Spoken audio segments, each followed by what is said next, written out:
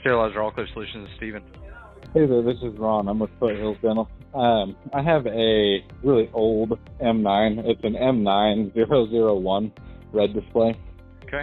And it lost power. It blew a fuse, but it smells terrible. This board smells pretty burnt. And directly underneath that left fuse on the bottom, there's, to be honest, I'm not entirely certain what it even technically is. It has L1 written on it. It kind of looks like a resistor or something like that. Yeah, yep. That's burnt, and if I put a meter on either end of it, there's no continuity through it. Yeah, so that track's burnt. Okay. So yeah, you can do one of two things. Obviously, you can buy a refurbished board, or if you know somebody, we do them here in shop. I can set you up if you want to send it in to us. We actually do board repairs here. The owner does them handy. So we do boards. Yeah, he does fuse holders all the time. Fuse holders, triacs, the whole 9 yards, resistors, transformers, the whole 9 yards. Anyway, so there is that option, or you can buy a refurbished board or a new board. Obviously, that old style M9 01, that line has been discontinued, so you cannot get a brand new board from the manufacturer, but you can buy a refurbished board or repair that one that you have. Okay, awesome. Well, I'll run those options down and see what they want to do. I did have one more question, actually, also about an M11 that said 001 red display. It tripped on an E005, and I know that these can be calibrated. The bellow seems to be closing at about the right time. 211. Should close between that 200 and 211 Fahrenheit. So yeah, exactly. It should stop spitting. Yeah. So it's doing that just fine, and then it's building up to like the mid 35 psi range. Yep. And then ends up tripping itself. You're running a high pressure. So on that, first off, it's super simple. Have you ever calibrated one? Let me ask you that first. I have. I just don't remember what the procedures were anymore. It's been a long time. Okay. I got something I could send you. Let me find that real quick. Is this your cell phone number that you're calling from? Yeah. Okay. Let me find that picture real quick. 1 second. Look, I know I have the gauge. Yeah, I got some cheat sheets that I keep on my phone. Okay, I just texted to you. So if you're looking at it, that first pot, the number 1 pot, that's the one. So the first thing is making sure that you're hitting that liquid and packs together when you're plugging the unit in. You hold down that liquid and packs together and plug it in. That puts you into calibration. And then the very first pot, that first bottom right pot, that number 1 pot, you have to make sure that your pressure is set to 0.1.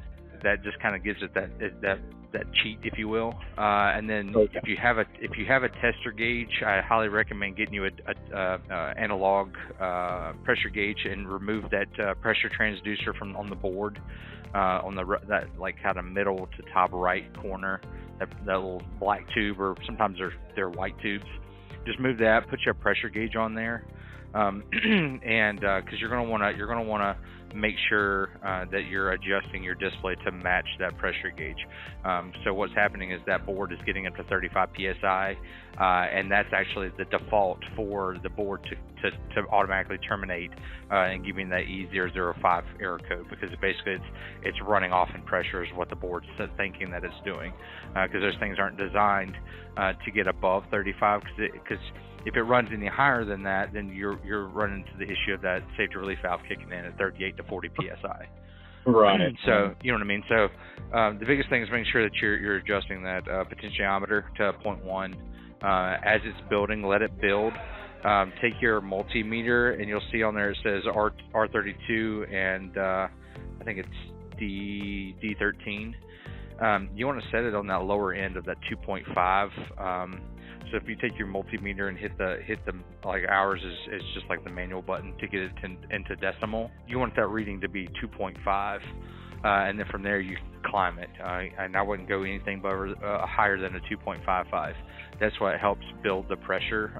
That's what helps regulate that PSI And then obviously the third pot on there is your pressure gauge. You want that pressure gauge to match what's on the display.